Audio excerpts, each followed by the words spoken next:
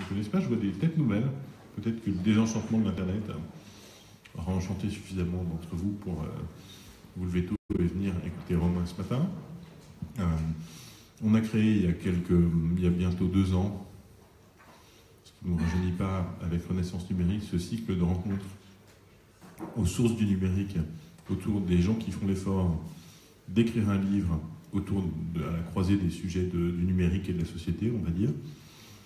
On a eu comme ça, je crois c'est l'épisode 18 ou 19, là, 19 ce matin, ce qui permet de prendre le temps d'accéder à un auteur, de vous donner envie de lire le livre en question, ou bien de revenir sur un livre que vous avez déjà lu, puisqu'il est au cœur de l'actualité. Je vais m'arrêter à peu près là. Vous pouvez tweeter avec le hashtag ASDN. Vous pouvez acheter le livre sur le site de Philippe Édition avec un code de réduction, de promo spéciale uniquement limité à vous et à vous qui nous regardez sur Internet, mais qui n'êtes pas encore très nombreux, je suis sûr, à 8h30 du matin en live sur Facebook, avec le code Renaissance, qui est un très beau mot et qui est le nom de code de Renaissance numérique. Romain, en fait le titre est un peu trompeur, le désenchantement de l'Internet. Au début, moi, quand j'ai vu ce titre, je me suis dit on va avoir une analyse profonde sur l'imaginaire du progrès et comment en fait le mythe des pionniers de l'Internet s'était perdu. J'imaginais Fred Turner revisité par un regard français, etc. Et puis en fait, c'est plutôt le sous-titre qu'on retrouve, que j'ai retrouvé, etc. Même si en fait, de fait, il y a un peu ce désenchantement, une analyse des failles ou des difficultés, des heurts du débat public et du web comme espace public plus que l'Internet et le désenchantement du progrès technique, etc. C'est pas une tromperie méchante, hein, puisque à la fin, le sous-titre dit bien des informations, rumeurs et propagande. On est sur un sujet d'actualité, et on sent que tu as eu l'ambition de faire synthèse sur des sujets dont on parle et de ramener beaucoup de ce qui a pu se produire depuis une dizaine d'années dans des champs de recherche, et de les emmener pour essayer d'éclairer ce qu'on appelle aujourd'hui fake news, rumeurs, etc. On va te laisser présenter le livre. D'ailleurs, j'ai fait toute l'introduction, mais Henri, tu as peut-être quelques mots quand même à ajouter au démarrage. Et puis, on pourra discuter ensemble de ce sujet. Bonjour à toutes, bonjour à tous. Bonjour à toutes, bonjour à tous. Donc, Henri Isaac, je suis président de Renaissance numérique. Et on a eu l'occasion de croiser Romain sur un des projets du think tank, un projet qui s'appelle Seriously et qui est aussi un projet dans lequel Spin Tank a été impliqué. Et qui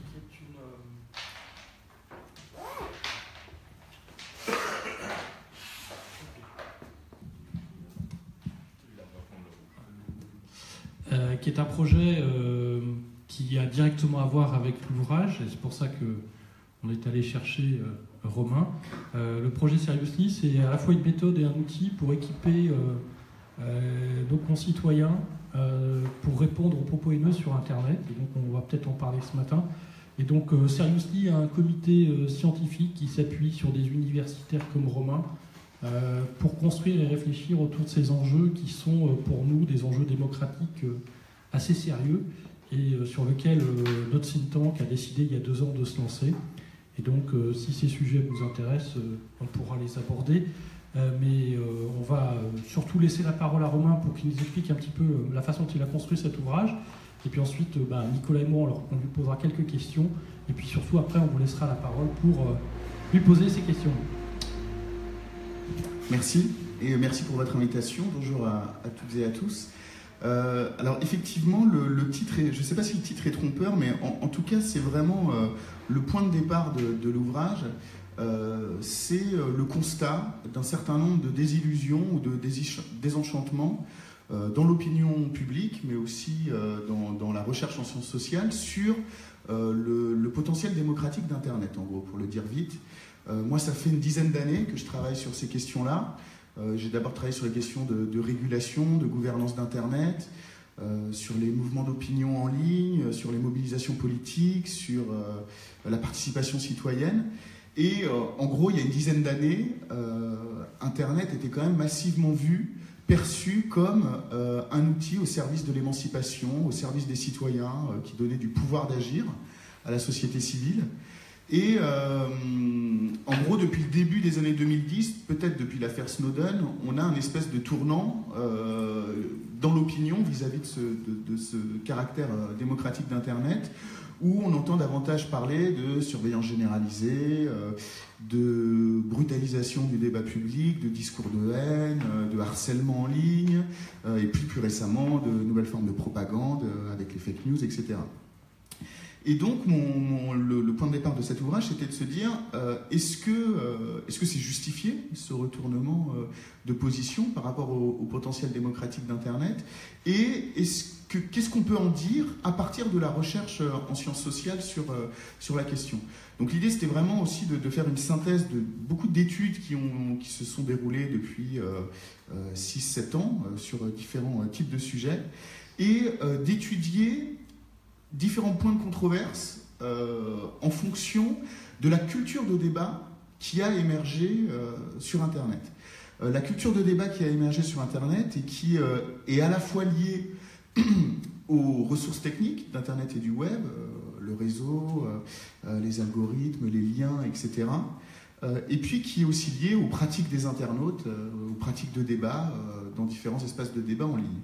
Et cette culture de débat, en fait, j'essaye de la synthétiser en 7 points, alors peut-être que je les passe très rapidement, mais cette idée que sur Internet, les gatekeepers traditionnels ont disparu, les journalistes, les éditeurs, les programmateurs qui décidaient de qui pouvait prendre la parole dans l'espace public, ce qui pouvait se dire et ce qui ne se disait pas, qui effectivement n'ont plus lieu d'être sur Internet, où justement l'architecture en réseau permet à chacun de pouvoir diffuser librement de l'information hors de tout point de contrôle, mais en même temps, la fonction de filtrage du gatekeeping, elle n'a pas disparu. Elle n'a pas disparu, mais ce ne sont plus les journalistes qui s'en occupent, ce sont les algorithmes des moteurs de recherche qui vont filtrer l'information pour la rendre plus ou moins visible. Ça, c'est ce que dit Dominique Cardon dans ses travaux. Cette idée que ce qui importe aujourd'hui, c'est plus de rendre publique une information, mais de la rendre visible. Le deuxième point, qui est très culturel, c'est cette idée qu'à partir du moment où tout le monde est techniquement au même niveau sur le réseau, puisque chaque point d'accès a la même capacité d'accès au réseau, émerge une espèce de culture de l'égalité des statuts dans la discussion, c'est-à-dire que tout le monde a le même statut pour prendre la parole, pour échanger, et les arguments d'autorité dans la discussion n'ont plus lieu d'être et ne sont plus fondés sur l'expertise des individus. À la télévision, à la radio, ce qui fait que votre parole va avoir du poids, c'est que vous êtes un expert de la question, vous êtes présenté comme tel. C'est beaucoup moins le cas sur Internet, où l'enjeu, c'est plutôt de convaincre les autres, de convaincre la communauté des débattants avec ces arguments. Mais là encore, ces arguments d'autorité disparaissent, mais il y en a d'autres qui les remplacent et qui sont des indicateurs de popularité en fonction de votre nombre de followers sur les réseaux sociaux. Vous allez avoir une puissance d'impact, de diffusion qui va être très différente d'un interlocuteur à l'autre. Là, on a aussi cette question très importante qui est que les pratiques de mobilisation, elles sont très liées aux réseaux sociaux, donc elles s'ancrent vraiment dans les discussions de la vie quotidienne. Avant, dans l'ère pré-Internet, quand on se mobilisait, il fallait qu'on sorte de notre vie quotidienne, qu'on mette notre costume de citoyen pour faire un certain nombre de revendications, ce qui est moins le cas aujourd'hui, où justement la vie quotidienne et la participation citoyenne sont mélangées sur les réseaux sociaux. On va pouvoir personnaliser des controverses publiques. L'exemple du MeToo, de Balance ton porc, c'en est un bon exemple. Et de la même façon, quelque chose d'une expérience très personnelle va pouvoir devenir une controverse publique où les gens vont venir en discuter, etc. Il y a aussi cette caractéristique qui touche à la démocratie push-button, cette idée qu'on peut participer en cliquant d'un simple clic pour exprimer des préférences, pour soutenir une proposition, etc. qui est une caractéristique qui est très décriée. Voilà, souvent on dit que l'engagement sur Internet, c'est pas un vrai engagement, parce que l'investissement que ça demande est beaucoup plus léger, beaucoup plus éphémère, mais qui en même temps s'ancre dans cette vision propre aux réseaux sociaux aussi, de dire que la démocratie, c'est pas une fois tous les 5 ans, c'est une démocratie au quotidien, au jour le jour, tous les jours on exprime ses préférences, ses points de vue, et que ces outils, ils viennent équiper justement une forme de participation citoyenne qui se fait de manière fluide, non contraignante et quotidienne. Il y a ces questions aussi autour de l'enfermement idéologique, des mécanismes d'autoconviction via les algorithmes, que ce soit sur les réseaux sociaux, sur le web ou sur les moteurs de recherche. Ça, on en a beaucoup entendu parler pendant les campagnes présidentielles, à la fois aux États-Unis et en France. Et puis enfin, le poids de plus en plus important que prennent les grandes firmes d'Internet sur la régulation des prises de parole. Et ça, c'est quelque chose d'assez nouveau, puisque Google ou Facebook, par exemple, qui aujourd'hui détiennent des plateformes et des outils qui restent encore majoritairement des outils de liberté d'expression, ça c'est indéniable, ont toujours défendu un point de vue de plombier par rapport à leurs outils, qui était de dire: nous, on gère des outils, mais on s'occupe pas, on gère des tuyaux, par contre on s'occupe pas de ce qui circule dans ces tuyaux. Et ils ont toujours rechigné à intervenir sur les contenus, à supprimer des propos, à supprimer des comptes, parce que justement, c'était pas à eux de le faire, enfin en tout cas c'était la manière dont ils concevaient leur rôle. Depuis certaines décisions de justice, notamment en France, qui est aux propos haineux tenus sur Internet, et puis surtout depuis la propagande djihadiste, les choses ont changé, et aujourd'hui, ces géants du web n'hésitent pas à intervenir directement pour supprimer des propos, supprimer des comptes, bloquer l'accès à leur réseau, à certains réseaux ou à certains individus, ce qui aujourd'hui paraît tout à fait légitime pour lutter contre la propagande djihadiste, mais qui aussi implique un certain nombre de questions en suspens quant au futur de la liberté d'expression sur Internet et du rôle potentiellement de censure qu'on peut confier à ce type d'acteurs. Bref, tout ça, c'est le panorama de comment fonctionne le débat aujourd'hui sur Internet. Et à partir de cette culture, l'enjeu était d'étudier un certain nombre de controverses, donc les fake news, qu'est-ce qu'on peut en dire de ces fake news, les nouvelles formes de propagande automatisée, les robots sur Twitter, les algorithmes sur Facebook, à quel point ça nous enferme vraiment ou pas dans nos manières de réfléchir, de penser, les nouvelles méthodes de mobilisation en ligne, la question de la brutalisation du débat public, des discours de haine.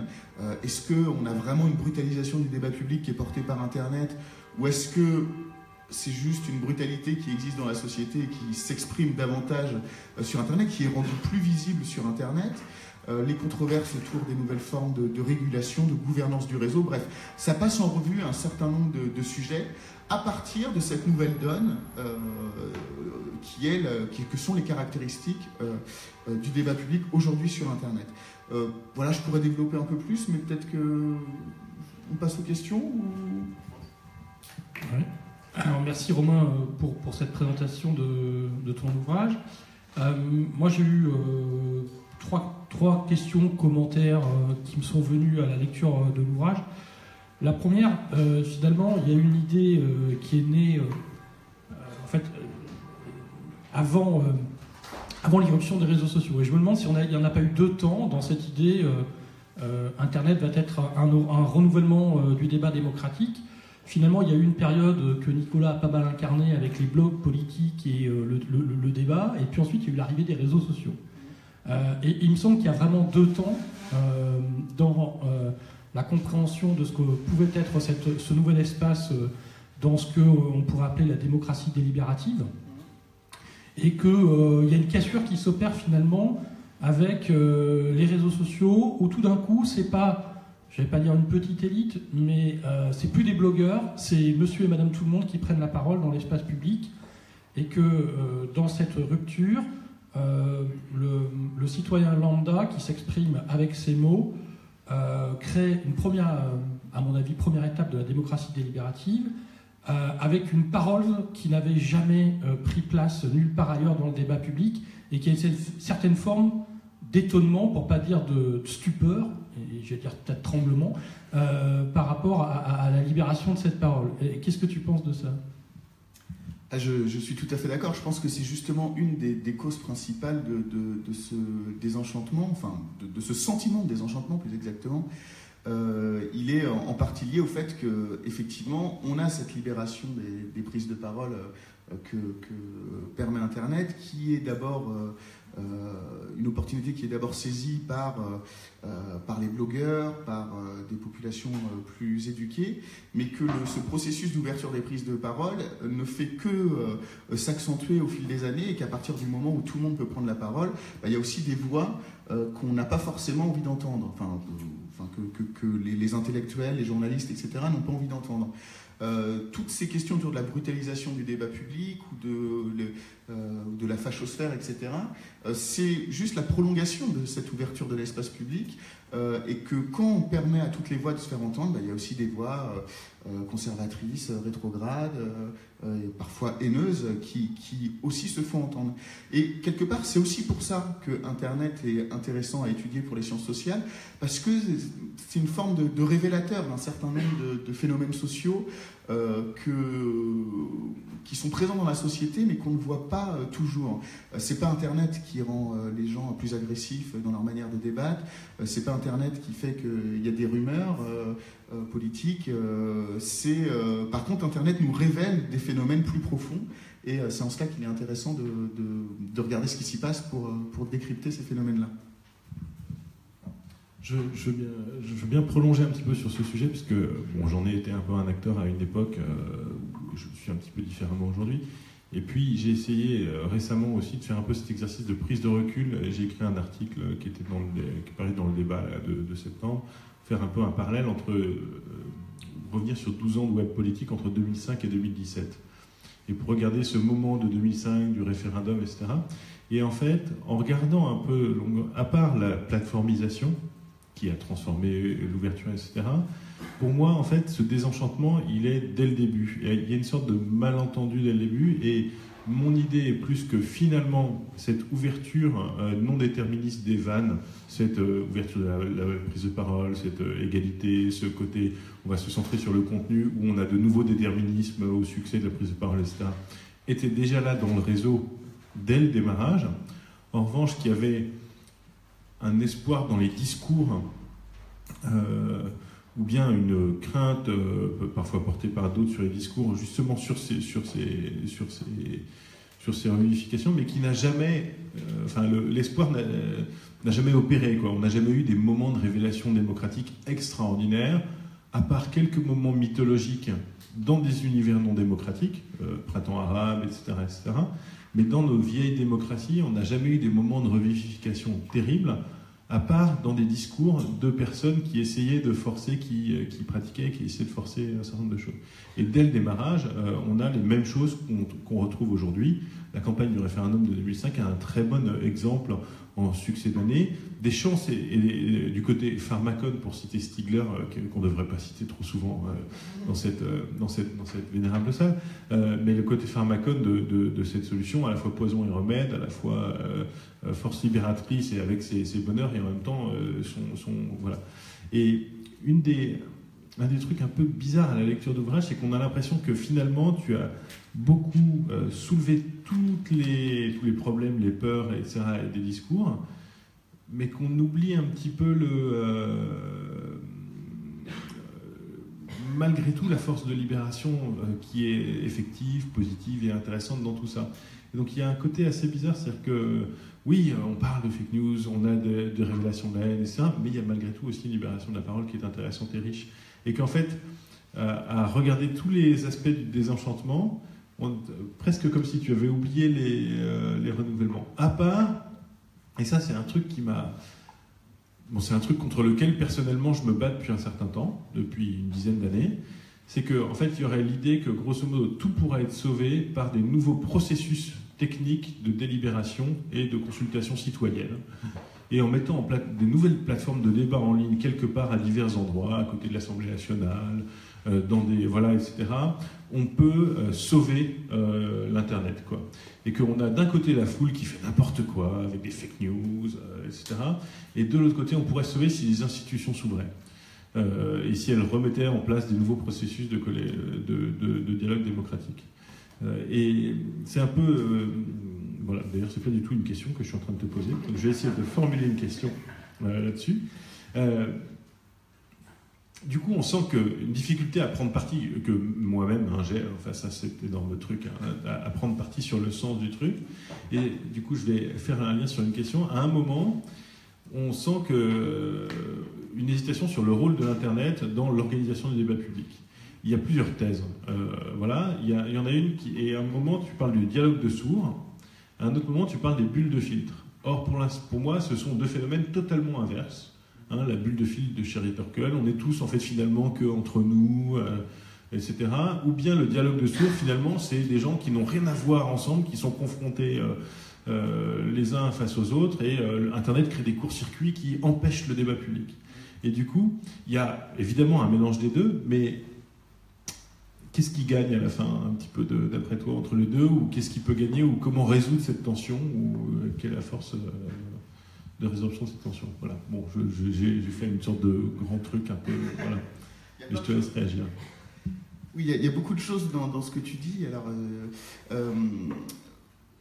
le sujet du livre, c'est vraiment cette idée du sentiment de désenchantement, de désillusion, et d'essayer de creuser un peu pour voir si ça se vérifie, si c'est fondé, etc.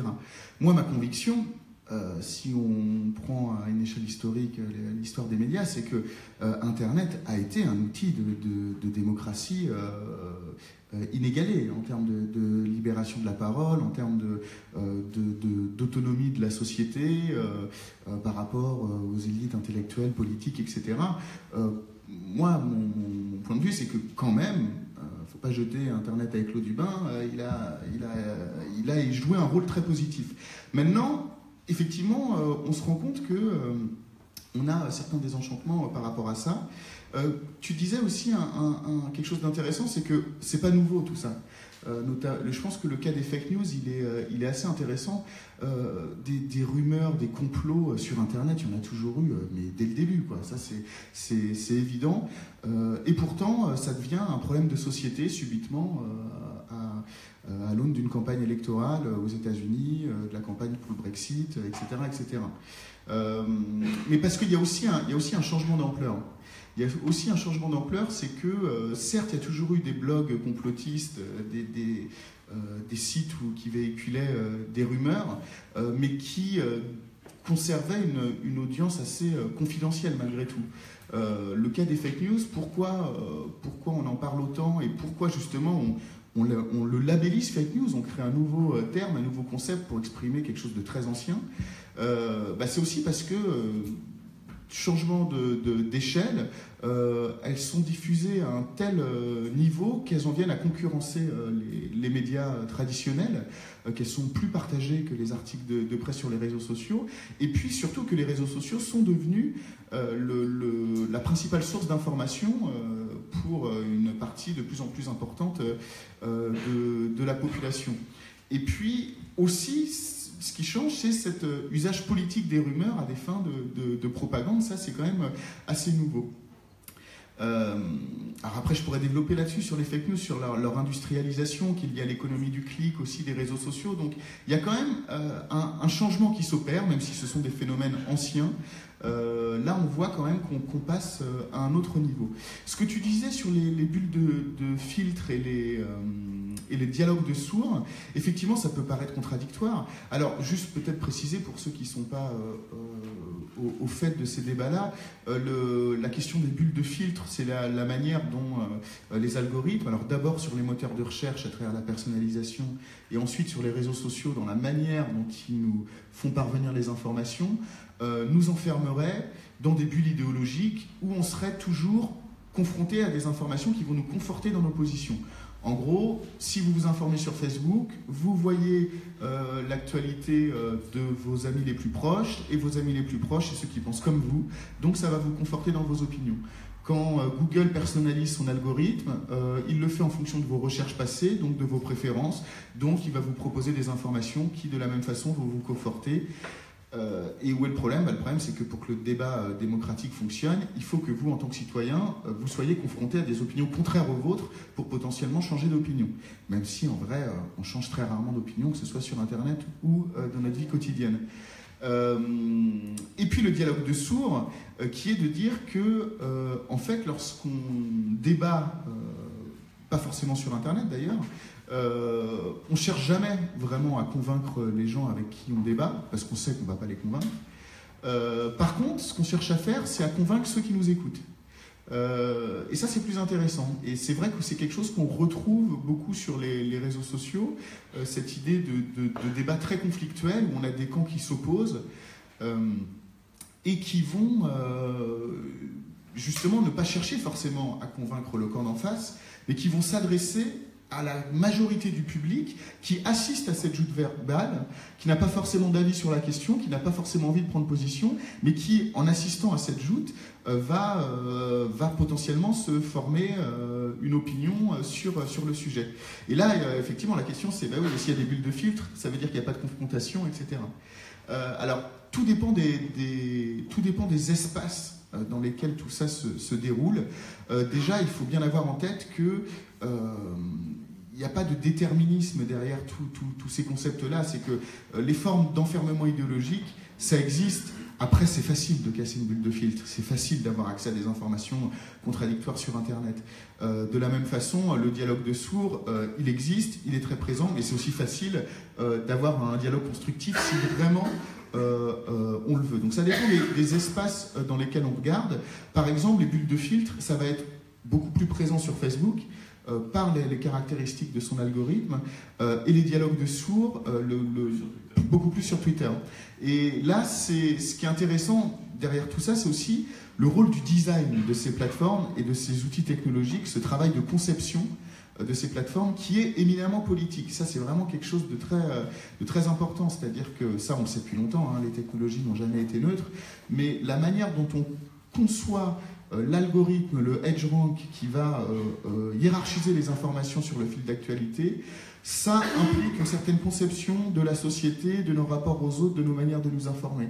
La manière dont Twitter design sa plateforme avec la limite des 140 caractères, le arrobas qui permet de s'adresser directement à quelqu'un, les hashtags qui permettent de se relier à une communauté idéologique, etc., ça implique une certaine manière de discuter, de rentrer en discussion.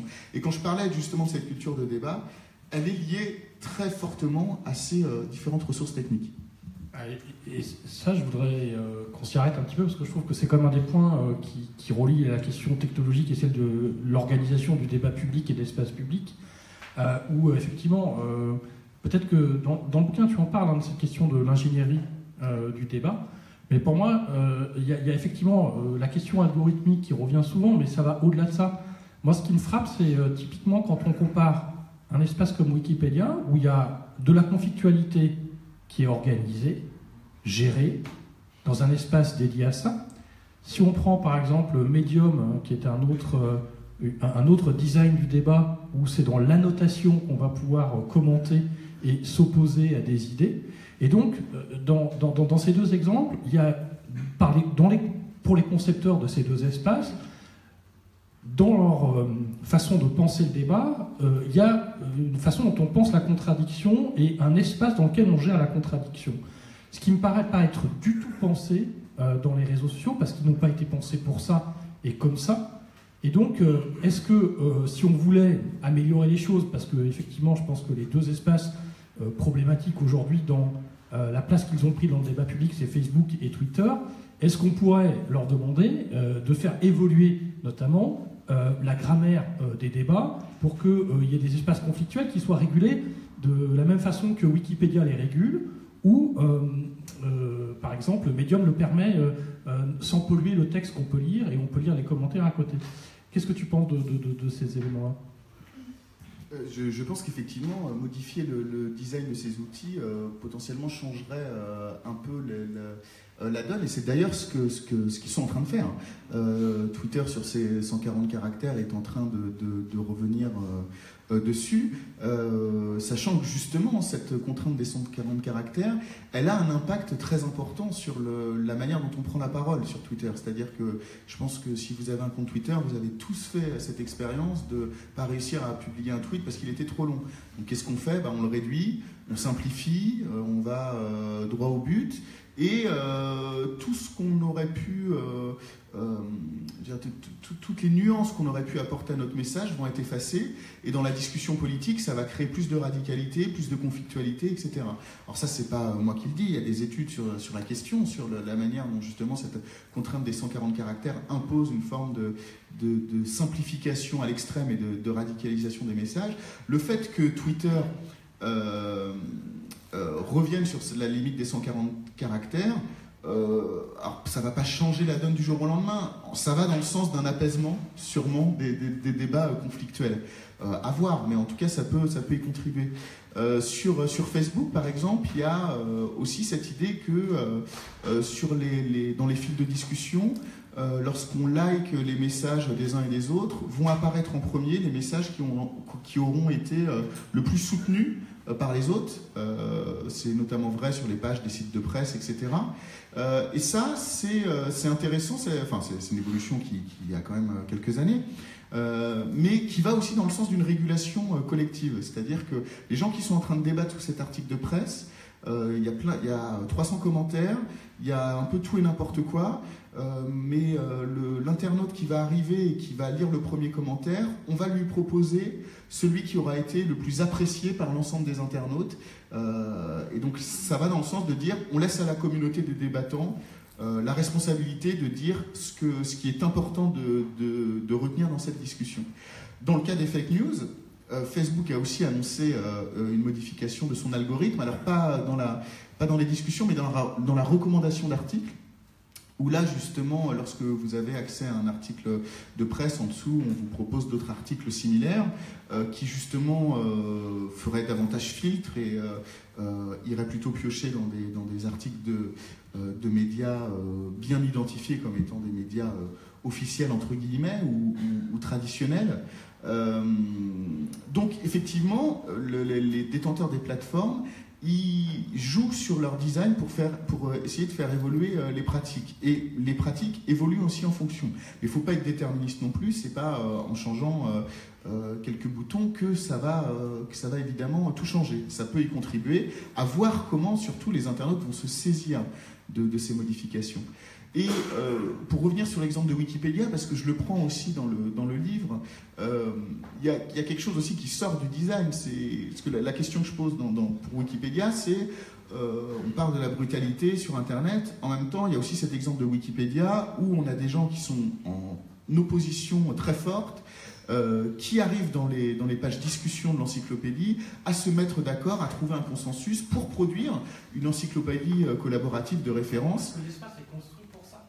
Alors pas seulement, c'est ce que je dis aussi, c'est que certes l'espace est construit pour ça, mais il y a aussi l'idée du but commun, c'est-à-dire que dans Wikipédia, les rédacteurs, ils ont beau être pas d'accord les uns avec les autres, et se le dire plus ou moins violemment, ils ont un objectif commun qui est de produire un article, d'écrire un article. Donc l'idée de poursuivre un but commun va les aider à trouver un consensus. Ce qui n'est pas le cas sur Twitter ou sur Facebook, où là l'idée c'est juste de débattre pour débattre, ou en tout cas pour occuper l'espace du débat. C'est pour occuper l'espace du débat et montrer que son argument est le plus présent. Je trouve que c'est le sujet hyper intéressant du livre et du moment, etc. Il est beaucoup dans ce dialogue entre design des plateformes et leurs utilisateurs. Et je pense que c'est là qu'il y a une des clés hyper intéressantes et je pense que c'est là que potentiellement il y a eu une évolution forte dans le rapport de force entre un Internet qui s'est plateformisé. Au début, quand on était tous sur le web, la plateforme elle avait des features, elle avait une manière d'être designée, mais les utilisateurs avaient beaucoup de pouvoir de création et d'autonomie, parce que finalement, il n'y avait pas en face quelqu'un qui avait un pouvoir pour dire le web, on va le rechanger comme ci, comme ça, parce que personne ne pouvait dire je vais organiser le débat. Il n'y avait pas de lieu de centralité qui disait ok, je vais prendre et influer sur la manière dont 700 ou 800 millions de personnes peuvent parler entre elles tous les jours. Depuis qu'on s'est plateformisé, on voit bien que dans cette tension entre les utilisateurs et les plateformes, il y a quelque chose qui s'est opéré et qui a un pouvoir dans les plateformes très fort d'anticipation et de redesign qui influe beaucoup. Et c'est là que, en fait, j'ai compris à la conclusion de ce livre pourquoi je ne suis pas universitaire et pourquoi je suis entrepreneur. C'est que moi, j'ai face à cet univers-là des conclusions d'entrepreneur, c'est-à-dire que et on sent dans les pistes de solutions ou d'ouverture à la fin du livre dont on est tous un peu modestes face à l'ampleur de cette question. Je pense qu'il est utile de l'être, mais il y a des sujets d'architecture, de régulation, de code, d'ouverture, de propriété, etc., qui sont des sujets vraiment généraux de plateformes qui jouent au niveau des plateformes, alors que moi je suis un pragmatique. Et que la conclusion de mon article débat et ça, c'est plus un appel aux acteurs pour, dans ces plateformes, justement reprendre le pouvoir de création, inventer dans ces univers de plateformes, etc., des nouvelles manières de raconter, de mobiliser, d'engager, parce que on ne peut pas laisser le champ à ceux qui viennent avec des intentions malignes, et qu'on peut emmener les plateformes sur de nouveaux terrains si on invente de nouvelles formes de mobilisation dont ils vont être obligés de se saisir. Et qu'en inventant de nouveaux médias, en inventant de nouveaux mouvements sociaux dans cette ère de plateforme, en faisant confiance à la créativité des utilisateurs, etc., on doit pouvoir faire quelque chose de fort. Et dans l'histoire de rapport de force entre les plateformes et leurs utilisateurs, ça s'est souvent fait un peu comme ça. C'est-à-dire qu'il y a eu tout d'un coup des gens qui ont dit sur Twitter « Ah ben tiens, on va faire des hashtags ». Et Twitter se dit « Ah merde, ils mettent un dièse avec un mot, ça fait quelque chose. Ah ben tiens, on va essayer de le prendre et on va suivre les utilisateurs et on va faire une norme. » Et puis après, il y a des gens qui se sont dit « Ah ben tiens, ces hashtags, on va les utiliser pour faire des mobilisations. » Et donc on va essayer de faire monter un agenda, rassembler des gens autour de ce hashtag, faire une cause, faire une pétition, organiser des événements, etc. pour faire en sorte que ça facilite de la circulation. Et là, tout d'un coup, Twitter s'est dit « Ah ben tiens, voilà. » Et idem sur Facebook, en fait, et un des trucs très très nouveaux, je trouve, depuis cette année, c'est que jusqu'ici, les plateformes étaient dans un rapport un peu neutre face à ça, ou un peu se voulaient politiquement neutre, notamment Facebook, qui était une sorte de truc, moi, je ne m'intéresse pas au sujet, etc., à l'impact politique de mon action, je ne veux pas, moi, je me concentre sur la technologie, c'est un business, etc.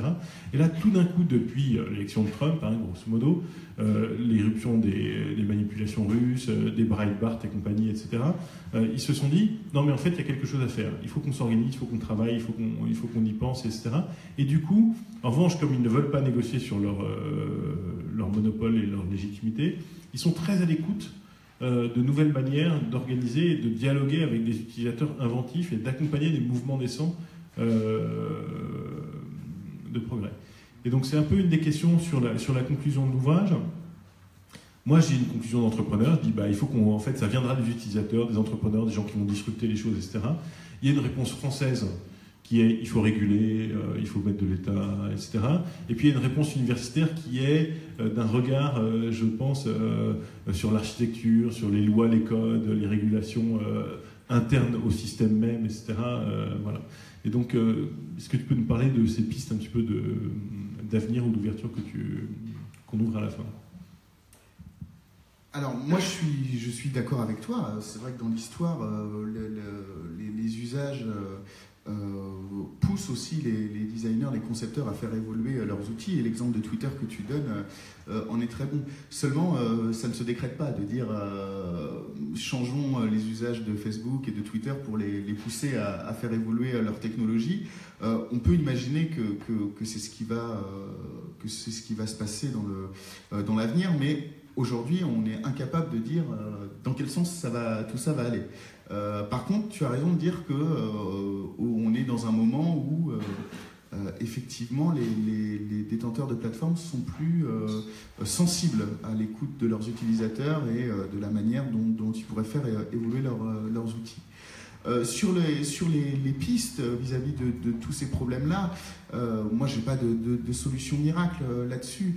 Je sais que sur les questions de propagande, de rumeurs politiques, etc., il y a effectivement ce point de vue français, mais qui est même européen, de plus de régulation, de plus de puissance publique. avec notamment la Commission européenne qui a commencé à montrer les dents cet été en imposant des amendes conséquentes à Google pour position monopolistique sur le marché, des menaces de démantèlement. Donc c'est l'idée de plus de puissance publique face aux acteurs du web, de les forcer, de les contraindre davantage sur le marché de l'information. Et puis le point de vue plus américain qui serait davantage de transparence. Ça, c'est ce qu'a annoncé Facebook, par exemple, lorsque ils ont dit que, suite à cette révélation sur le fait que la Russie avait acheté des encarts publicitaires pendant la campagne américaine sur Facebook pour diffuser de la propagande pro-Trump, en gros, pour le dire vite, Facebook allait rendre transparent son mécanisme d'attribution des encarts publicitaires, c'est-à-dire que maintenant, lorsque vous verrez un contenu sponsorisé, vous pourrez savoir qui est derrière, etc., etc. Il y a aussi des demandes dans le sens plus d'une transparence des algorithmes, qu'on comprenne davantage comment s'organisent les informations sur Facebook, comment elles viennent à nous, pour qu'on puisse les décrypter, pour comprendre comment tout ça s'organise. Et puis après, il y a des enjeux qui sont plus profonds et plus sur le long terme. Alors là, c'est peut-être mon biais d'universitaire, mais la question de l'éducation aux médias, elle est importante, elle est essentielle. Et c'est vrai qu'en France, c'est quand même un gros manque. On a ça dans les programmes scolaires, on a l'éducation au numérique, mais c'est pas vraiment appliqué. C'est pas une vraie partie des programmes. C'est les professeurs qui décident de le faire ou pas, suivant le temps dont ils disposent, suivant les compétences qu'ils ont, etc. Il y a des professeurs documentalistes qui sont là aussi pour former les élèves, mais l'enjeu est tellement important qu'il faut en faire davantage, quoi. À la fois former à la recherche d'informations, c'est déjà dans les programmes, mais former à la pratique du débat en ligne, justement. Ça, c'est quelque chose d'important. Comment on va puiser dans les informations qui sont disponibles en ligne pour s'en saisir, pour évaluer leur pertinence, pour après les réutiliser dans une discussion. Ça, c'est des points importants. Et tu parlais du projet Seriously de Renaissance numérique. C'est assez lié justement à cette ambition aussi d'éduquer au dialogue en ligne. Voilà. Alors, il y a plein d'autres solutions potentielles, mais... Moi, j'aurais une dernière question, puis après on va passer la parole à la salle. Est-ce que finalement, si on regarde un peu avec une perspective historique un peu longue, est-ce que finalement, ce moment qu'on connaît, c'est pas, j'allais dire, un âge très précoce d'une nouvelle forme de démocratie délibérative, et que finalement, ce qu'on connaît, c'est aussi les vicissitudes de quelque chose où finalement, à l'échelle de l'humanité, il n'y a pas eu vraiment de moment dans lequel on a eu ces questions à se poser de comment on organise un débat à une telle échelle. C'est-à-dire qu'avant, le débat public, l'espace public était quand même limité à la télévision, et il n'y avait pas d'interactivité, et que donc finalement, ou la radio, ou la presse, et donc il y avait quand même pas cette échelle où aujourd'hui une plateforme comme Facebook, c'est 2 milliards d'individus qui y sont connectés, ils ne discutent pas tous entre eux, mais il y a une question d'échelle de l'organisation de l'espace public et du débat public qui est assez importante. Et moi, une question que je me pose, c'est de dire, est-ce que finalement, ces plateformes ne sont pas devenues des infrastructures essentielles au sens droit de la concurrence, et finalement, est-ce qu'elles ne sont pas devenues des infrastructures essentielles du débat public qui fait qu'en tant que citoyen, on a notre mot à dire sur leur design et leur organisation. Et de ce point de vue-là, finalement, est-ce que, non pas que d'imposer des régulations auxquelles je crois peu en termes d'effectivité, mais que les plateformes réfléchissent autrement à une gouvernance dans laquelle, justement, les citoyens ont leur place. Est-ce que ça te paraît utopique ou c'est une piste à creuser ? Non, c'est une piste à creuser. C'est vrai que si on regarde sur le temps long, on est à un moment où, comme tu le dis, on n'a jamais eu ces questions-là à se poser dans l'histoire de l'humanité, quoi. Comment on organise techniquement, politiquement, économiquement un débat public à une telle échelle, ou un ensemble des débats publics à une telle échelle. Alors moi, je suis bien incapable de dire comment tout ça va évoluer, si on va renouer avec un Internet davantage démocratique ou utopique, même s'il n'a jamais vraiment existé. Par contre, ce qui est important, c'est comme tu le dis, la question du rôle des citoyens dans tout ça, leur prise de participation dans les grands choix technologiques qui sont faits. La question, c'est de savoir comment on s'y prend. Et ça, c'est beaucoup plus compliqué. En tout cas, ce qui est sûr, c'est que dans le débat public, il y a besoin aujourd'hui de politiser davantage la question des choix technologiques. C'est ce que je dis en conclusion aussi, c'est qu'on a tendance à prendre la question des rapports entre technologie et politique du point de vue de comment les technologies peuvent avoir un usage politique. Comment Internet est utilisé dans une campagne électorale, comment ça sert dans le débat public, etc. Et il y a aussi besoin d'inverser la relation en se disant, mais oui, mais les choix technologiques eux-mêmes, ce sont des enjeux politiques très importants. Moi qui ai travaillé longtemps sur les enjeux de régulation du réseau à l'échelle internationale, les guerres d'influence entre les pays pour avoir le contrôle sur certaines ressources techniques clés du réseau, ce sont des enjeux politiques et démocratiques de première influence, de première importance, pardon, excusez-moi. Et cette question de la gouvernance est très importante puisque ce qu'on voit avec la plateformisation, comme tu le disais, c'est que à l'échelle internationale, avant, il était question de gouverner des infrastructures, de réguler des infrastructures. Il y avait une infrastructure technique à l'échelle internationale, comment on la régulait de manière démocratique entre les pays, mais aussi entre les différents acteurs de l'Internet, les entreprises, les internautes, les différents fournisseurs de services, etc.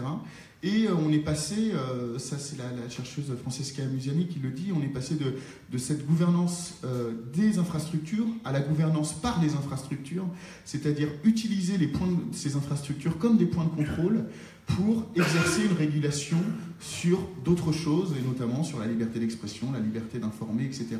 Et donc il y a un switch là très important qui est en train de se faire dans les instances de gouvernance internationale, et qu'il faut surveiller, et qu'on peut démocratiser ces instances. On peut effectivement exiger que les associations de défense des libertés numériques se fassent davantage entendre, etc. Mais dans le débat public, dans les médias, dans la manière dont on en parle, il faut aussi rendre ces choix techniques beaucoup plus politiques, parce qu'ils le sont. Ok, merci. Donc, on va passer maintenant la parole aux questions. Oui, bonjour. Oui, Dominique Nora de l'Obs. Moi, j'ai 3 questions, donc je les balance en vrac. Est-ce que vous ne pensez pas que sur ces réseaux sociaux, finalement, il y a une surreprésentation, voire une manipulation par les opinions extrêmes? Ça permet effectivement à tout le monde de s'exprimer, mais qui a le plus de volonté, de rage de s'exprimer? C'est les extrêmes, pas forcément démocratiques. Et donc, est-ce que c'est pas ça le nouveau problème des fake news? C'est qu'au fond, cette surreprésentation, cette manipulation par les extrêmes, on ne sait pas trop comment la gérer. Ça, c'est une première question. Deuxièmement, est-ce que vous considérez que Facebook, par exemple, doit être régulé comme un média? Puisque la question, il disait avant, mais non, on n'est pas un média, et maintenant ils finissent par reconnaître que oui. J'ai vu que l'Angleterre, finalement, se posait la question de savoir s'il ne fallait pas les réguler comme des médias. Et enfin, est-ce que le problème n'est pas aussi que la plateformisation, elle vient seulement des États-Unis et qu'on n'a aucune plateforme européenne? Or, puisque le design technologique il est politique, on sait que les Américains n'ont pas forcément les mêmes valeurs que nous.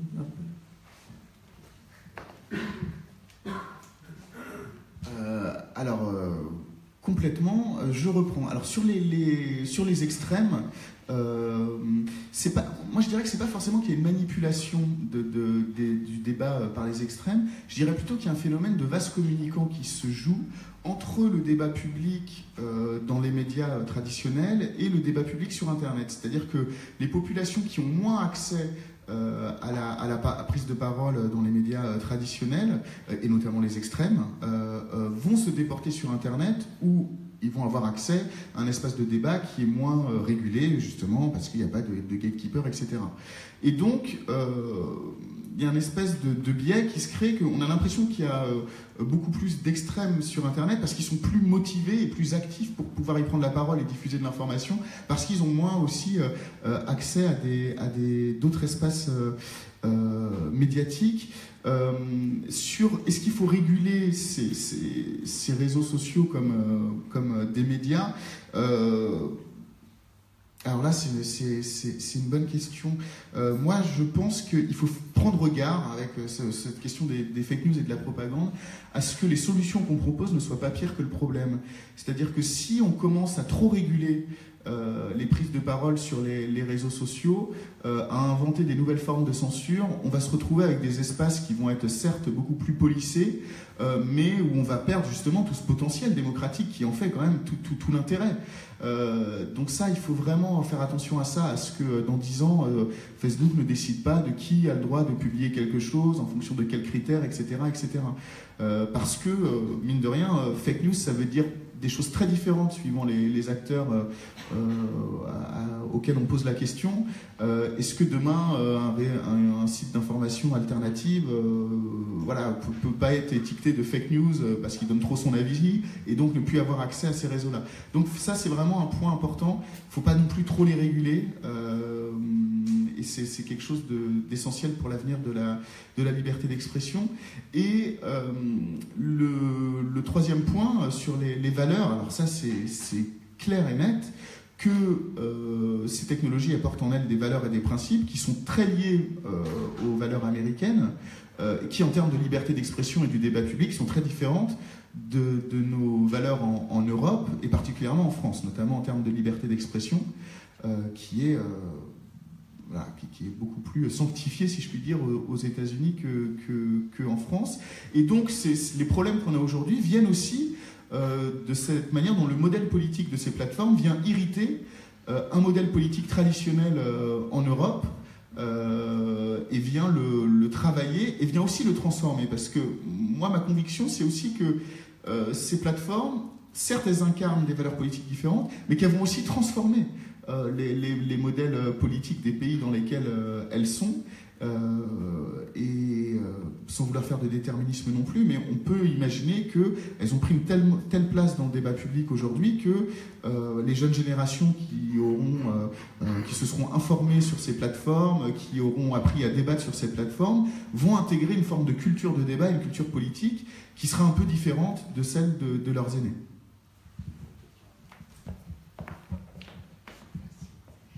Jessica Scale, Sciences Po. Dans la démocratie, il y a deux aspects. Un premier, c'est chaque citoyen a une voix, donc il a la possibilité de s'exprimer. Et ce matin, vos échanges et votre présentation ont beaucoup insisté sur cet aspect-là, donc du débat public, de la capacité pour chacun à prendre la parole. Et donc, vous avez, je trouve, très bien présenté ce qui était nouveau avec Internet et ce qui n'était pas nouveau, et à l'intérieur de ce qui était nouveau, les différentes problématiques des usages, la technologie, des régulations, etc. Il y a un deuxième aspect à la démocratie qui, pour moi, est de loin le plus important, c'est la capacité pour le peuple à choisir ses gouvernants, à les contrôler et à en changer quand il n'en est pas content, et singulièrement la majorité des citoyens. Les études en sciences sociales ont énormément travaillé sur l'impact des médias, par exemple, dans la construction des votes. Est-ce que dans votre livre, voire dans vos connaissances en matière de sciences sociales, il y a une réflexion sur l'impact d'Internet sur le choix en matière politique? Alors, il y a beaucoup de choses dans les sciences sociales sur plutôt l'usage d'Internet dans les campagnes électorales pour essayer de toucher le public, sur la manière dont les opinions évoluent en temps de campagne. C'est moins travaillé, mais c'est un sujet qui pourtant est vraiment essentiel. Ça l'est un peu davantage depuis justement la campagne sur le Brexit au Royaume-Uni et la campagne américaine. Alors il n'y a pas d'études précises sur comment le fait d'être dans son fil d'actualité toujours confronté à des opinions similaires nous pousserait, nous conforterait dans notre choix ou au contraire nous en ferait changer. Par contre, il y a beaucoup de travaux sur la délibération en ligne, effectivement, et sur qu'est-ce qui fait que quelqu'un va changer d'avis, pas forcément en période électorale, mais dans une discussion politique. Qu'est-ce qui va faire qu'un individu va changer d'avis ou pas?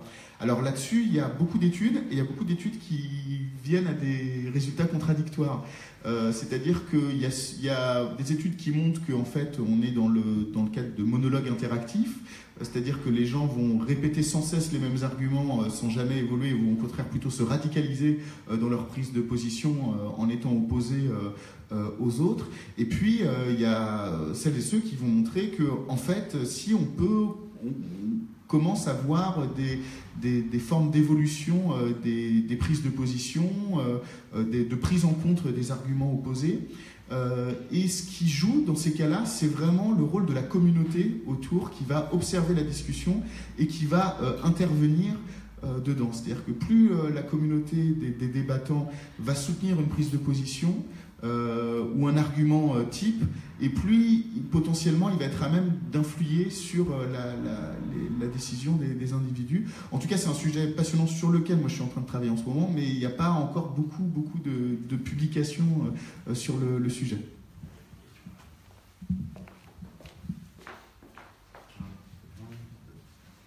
Bon, bonjour à tous, je suis donc André Rénal, j'ai travaillé pendant quelques temps chez Mozilla, et puis maintenant je m'en détache pour défendre un autre projet plus personnel. Donc moi j'ai noté mes questions, parce que l'émotion pourrait me faire perdre le fil. Donc vous parlez de bulles, de dialogue de sourds. Moi ça me semble des phénomènes qui sont un petit peu reliés, puisqu'en fait quand chacun est enfermé dans une bulle, le dialogue ne se crée plus. Pour arriver à dialoguer, il faut que les bulles se croisent. Et la montée des extrémismes qui en découle.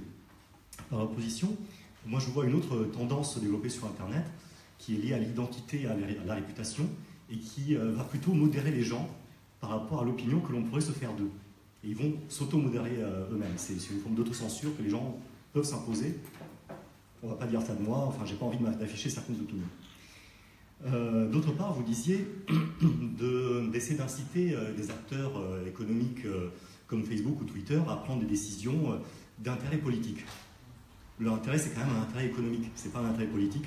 Et essayer de faire comprendre à ces gens-là qu'il faut faire des choses politiques, pour eux, ça va peut-être être un moyen pour arriver à mieux se vendre. Mais leur premier objectif, c'est de se vendre. Et troisièmement, j'aimerais revenir sur une fameuse citation qui m'avait choqué il y a peut-être un an ou deux d'un député qui s'était levé dans l'Assemblée pour dire « Mais vous vous rendez compte, aujourd'hui, n'importe qui peut dire n'importe quoi. » Je suis très content de voir que ça vous fait tous rire. Moi, ça m'a fait beaucoup rire à l'époque. Voilà. Je dirais, il y a une importance à accorder à la diversité. C'est-à-dire que toutes les opinions puissent s'exprimer. Moi, ce que je vois comme problème, c'est plutôt que les gens n'ont pas un filtre d'écoute suffisant. C'est-à-dire qu'ils sont capables et ils sont sensibles à des opinions qui, moi, par exemple, vont complètement me glisser dessus. C'est l'attention qu'ils peuvent déclencher. C'est plutôt ça le problème. C'est pas le fait qu'on puisse le dire, c'est le fait qu'ils soient écoutés. Voilà. Ce n'est pas vraiment des questions. Mais...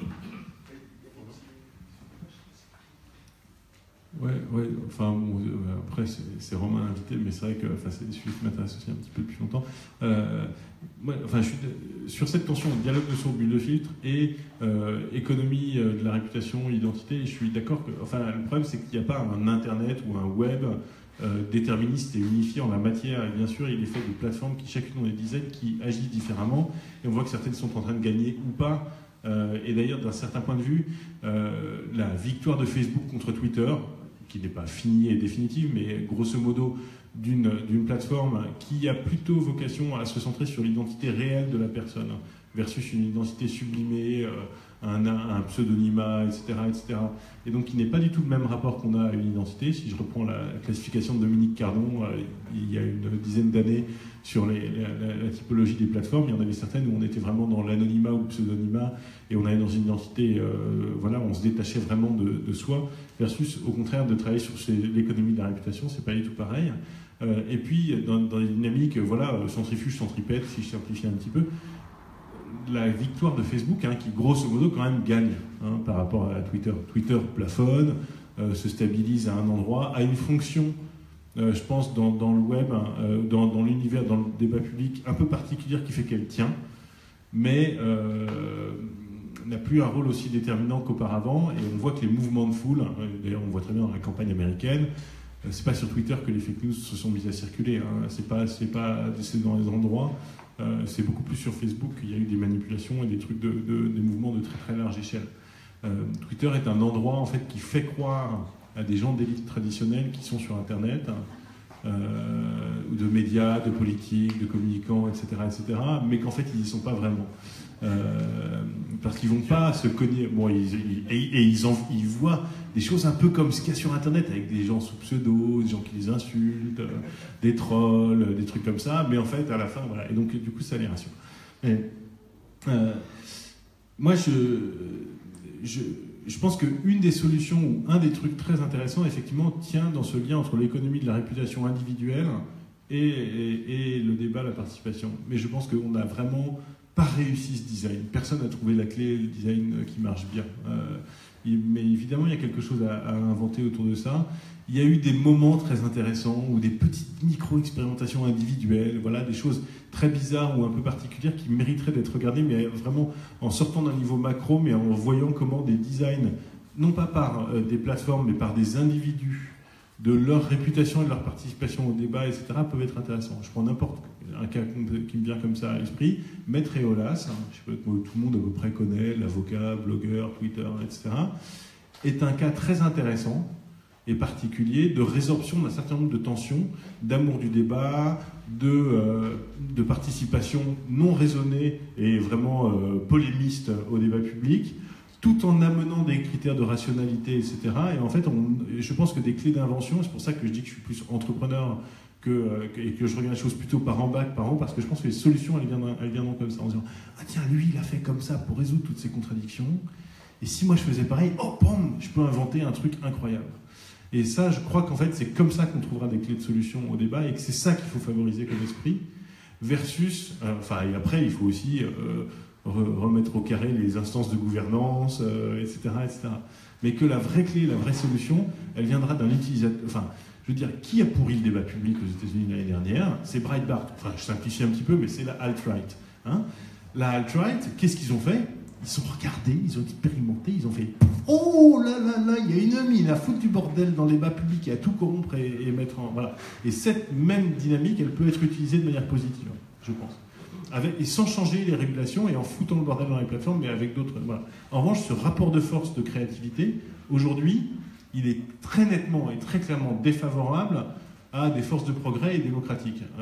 Et il est très très nettement organisé par des gens qui veulent du mal à la démocratie, si je simplifie un peu. Voilà, du coup, j'ai répondu à ta place. Mais je voulais dire autre chose aussi. Sur la question des modèles économiques, ça c'est clair que tout est lié et que pour les détenteurs de plateformes, ils défendent avant tout leurs intérêts qui sont économiques. D'ailleurs, le phénomène des fake news, il est d'abord lié au modèle économique de Facebook. Pourquoi les rumeurs se répandent autant? Justement parce qu'on peut avoir accès à une régie publicitaire, on peut cibler un public en fonction de ses préférences, etc. Il y avait d'ailleurs cette enquête, vous en avez peut-être entendu parler, pendant la campagne américaine de BuzzFeed, où il s'était rendu compte qu'il y avait une centaine de sites qui faisaient des fake news pro-Trump, qui en fait étaient hébergés en Europe de l'Est, en Macédoine. Et il s'était dit, tiens, le Parti républicain a délocalisé sa communication.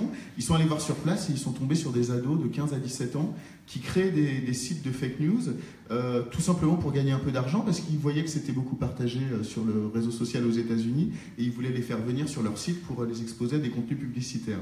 Donc une centaine de sites quand même, ce qui leur rapportait pour certains jusqu'à $5 000 par mois, alors que le revenu moyen en Macédoine est de 400 €. Donc évidemment, il y a aussi des enjeux économiques. Cela dit, les enjeux économiques et démocratiques sont liés, parce que si les fake news rapportent de l'argent, c'est qu'elles ont un public, c'est que les gens les partagent, et que du coup ils adhèrent quand même à une certaine vision de la société qui est portée par ces fake news. Ensuite, sur les bulles de filtre et les dialogues de sourds, il y a quelque chose dont je parle aussi dans l'ouvrage, c'est que dans notre vie quotidienne, il y a ce qu'on appelle les tiers-lieux, la théorie des tiers-lieux du sociologue Eldenburg, où il dit dans notre vie quotidienne aussi, on passe notre temps à parler avec des gens qui partagent nos opinions. Par contre, il y a quand même des espaces dans notre vie quotidienne où on peut entrer en confrontation avec des gens qui ne pensent pas comme nous. Lui, il donne l'exemple des pubs en Angleterre, où il y a plein de gens différents qui se croisent. Et lui, ce qu'il dit, c'est que pour qu'un tiers-lieu fonctionne, il faut qu'il ne soit pas politique. C'est-à-dire que les gens, ils ne vont pas au pub pour discuter politique, ils vont au pub pour boire une bière, pour discuter après le travail. Mais par contre, dans ce contexte-là, vont émerger des discussions politiques où des points de vue vont se confronter. Et le chercheur Scott Wright dit qu'on a le même phénomène sur Internet, que lui, il appelle les tiers-espaces, c'est-à-dire ce sont des espaces de débat qui ne sont pas politiques, où les gens ne viennent pas pour parler politique, mais au sein desquels une discussion politique va émerger, les gens ne vont pas l'éviter et vont pouvoir échanger des arguments contradictoires. En France, ça pourrait être justement jeuxvideo.com, dont on a beaucoup parlé, qui est un espace où les jeunes vont pour discuter des jeux vidéo, mais sur lesquels vont émerger des discussions politiques. Ou Doctissimo, ou voilà, ce genre de plateforme, les gens ne viennent pas pour parler politique, mais la discussion politique émerge, et là on ne peut pas l'éviter, et les gens ont des arguments différents à s'exposer. C'est hyper intéressant et je trouve que c'est un des trucs, puis ça rejoint beaucoup aussi de la formation de l'espace public au 19e siècle, des cafés, des choses comme ça, etc. En fait, il y a un truc très intéressant et très juste. Et moi, c'est un truc qui m'opposait beaucoup avec le mouvement des civic tech aujourd'hui, qui ont tendance à croire qu'on va créer des espaces de délibération et de débat juste à côté des instances politiques et des institutions, très très très très politiques, avec une fonction 100% politique, complètement asséchée tout autre espace de vie, de toute autre fonction, etc., en croyant ainsi répondre à la demande de débat et d'organisation et de créer un lien. Et moi je dis en fait non, le problème il est justement d'aller dans des espaces non politiques, des espaces de débat, de sociabilité, de vie, etc., et de trouver qu'est-ce qu'on pourrait faire émerger comme zone de politique ou de dialogue, etc. Et souvent, en fait, en accompagnant nous des institutions, des politiques ou des gens qui sont dans une logique de dialogue, qui disaient qu'est-ce que moi je peux faire dans mon site web et sur mon truc à moi ou sur mon institution, on dit non, en fait, le sujet, c'est sûrement de créer des ponts avec des endroits autres, et on a eu des succès beaucoup plus intéressants en la matière en faisant ça. Je pense à des grandes consultations, des débats participatifs, on a fait une quinzaine chez Think Tank, etc.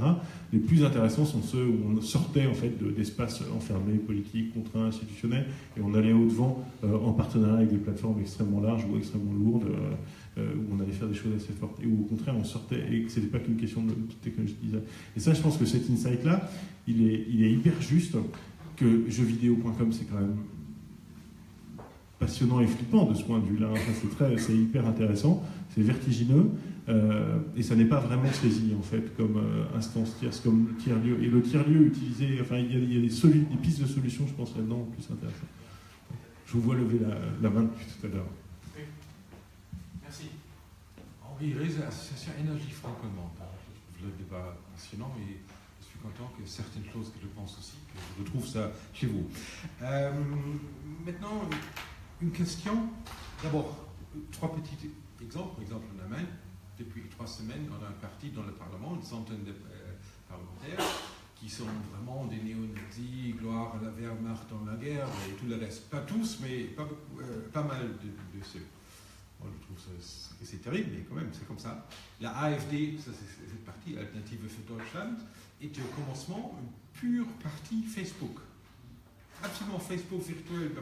Maintenant, ils sont dans le 14e Parlement fédéral et avec 100 députés au Bundestag.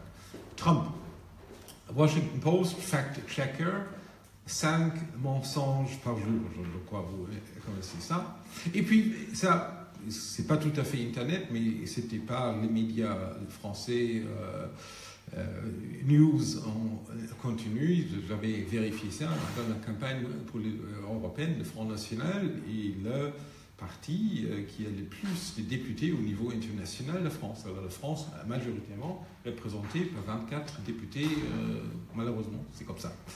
Alors, nous avons partout des casseurs. Alors, ma question maintenant, combien de temps estimez que nous avons encore pour redresser cette situation ? Et qui est-ce que vous voyez, ça c'est la deuxième question, dans le gouvernement actuel, assez récent en France.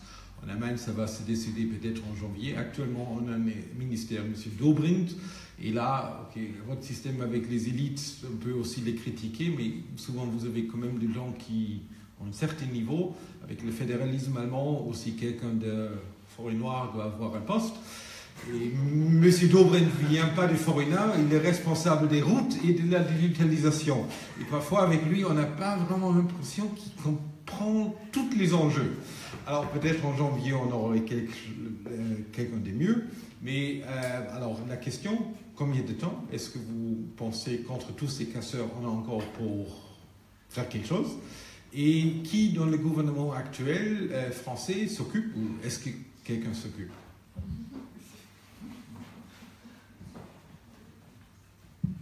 Alors combien de temps, je serais bien incapable de le dire. Évidemment, cela dit, il y a aussi des organisations dans la société civile qui se mobilisent aussi contre tous ces phénomènes. Les médias prennent ça au sérieux, les pouvoirs publics aussi. Donc il y a quand même une réponse quand même par rapport à tous ces différents phénomènes. En France, il y a un secrétariat d'État au numérique avec Mounir Majoubi à sa tête, qui était le président du Conseil national du numérique auparavant. À ma connaissance, sur ce type de sujet, il n'y a pas de réglementation censée entrer en vigueur. Je ne l'ai pas entendu s'exprimer sur le sujet.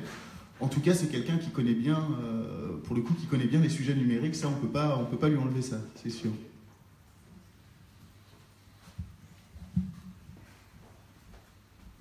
Oui, bonjour, Pierre Duboucher du Quai d'Orsay, donc pour un point de vue peut-être de ce que fait le gouvernement ou l'administration française.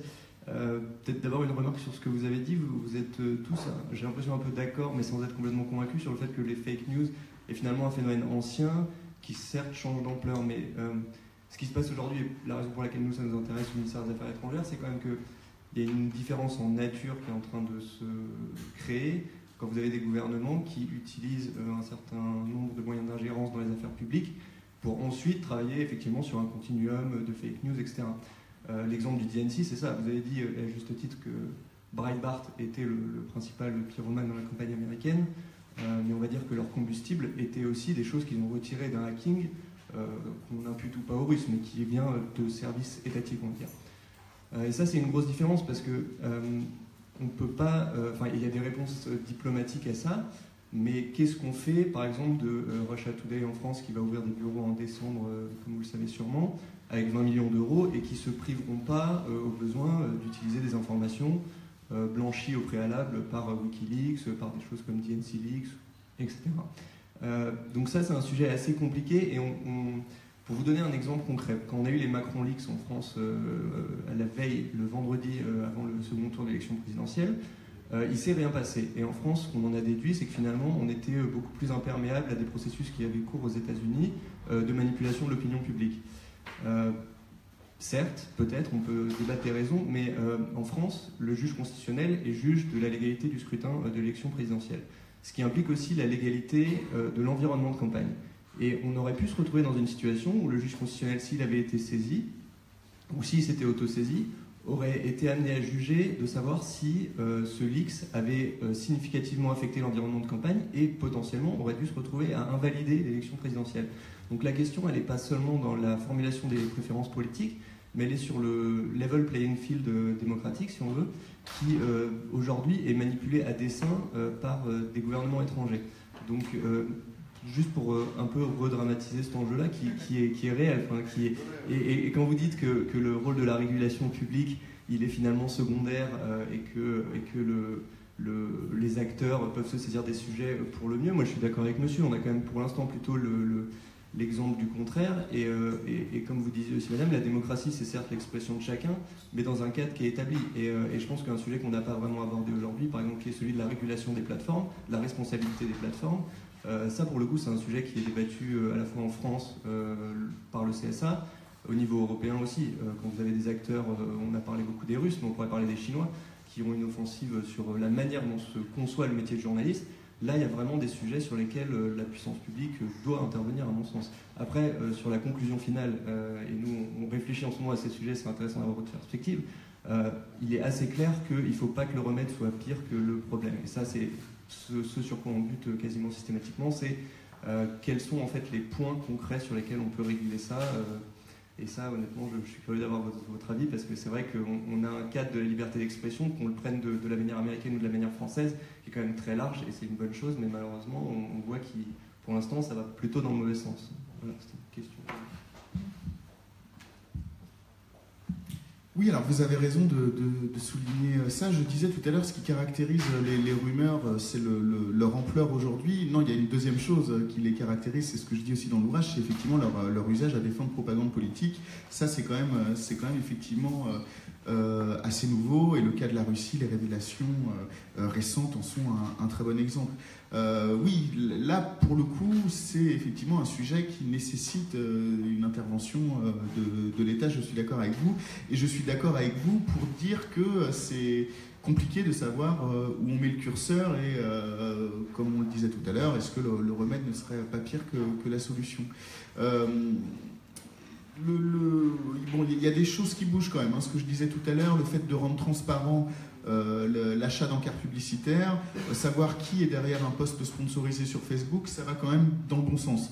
Maintenant, on peut aussi se dire qu'une grande partie des internautes ne fera pas attention à ça, et pour la communauté peut le faire, et c'est là-dessus aussi que je voulais revenir. C'est au-delà de l'État, sur les questions justement de régulation des fake news. Il y a les journalistes aussi qui s'étaient impliqués avec les décodeurs du monde, le Décodex, qui jugeaient de la pertinence des sites en fonction de la manière dont travaillaient les journalistes en leur sein, qui a été aussi très critiqué parce qu'on reprochait au monde d'être à la fois jugé parti, de juger des concurrents sur le marché de l'information. Face à ça, il y a un collectif qui s'appelle Savoir Commun qui proposait de créer une espèce de Wikipédia des sources d'information en ligne, c'est-à-dire d'évaluer collectivement les sites qui produisent de l'information. À la manière de Wikipédia, c'est-à-dire selon un principe de régulation collective, c'est-à-dire qu'il n'y a pas une personne qui va décider ce site, il est bon, il est mauvais, je lui mets un feu vert, je lui mets un feu orange, je lui mets un feu rouge. Ce sera dans la discussion, en fonction d'arguments fondés, que collectivement seront évalués les différents sites. Donc ça aussi, c'est des solutions intéressantes, parce qu'elles ont la légitimité sur le web.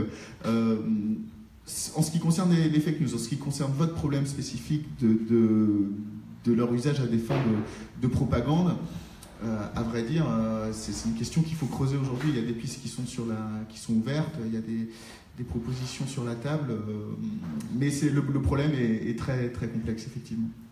Je crois que l'ingérence étrangère, elle n'est pas propre à notre époque. Elle a déjà existé historiquement, et que ce qu'on a appelé le parti de l'étranger a toujours existé. Maintenant, ça prend une forme industrielle et numérique qui interpelle par sa puissance, sa rapidité et les moyens qui sont mis en place. Donc, tout d'un coup, c'est visible, alors qu'avant, ça l'était moins. Mais effectivement, le Congrès américain, et McCain vient de déposer un draft pour réguler cette question aux États-Unis. Donc, ça serait intéressant de voir comment les États-Unis vont arriver à contrôler les campagnes publicitaires, alors même qu'ils ont fait sauter les plafonds de dépenses il y a déjà quelques années, et qui est, à mon avis, certainement un des points les plus problématiques, plus que la question des fake news.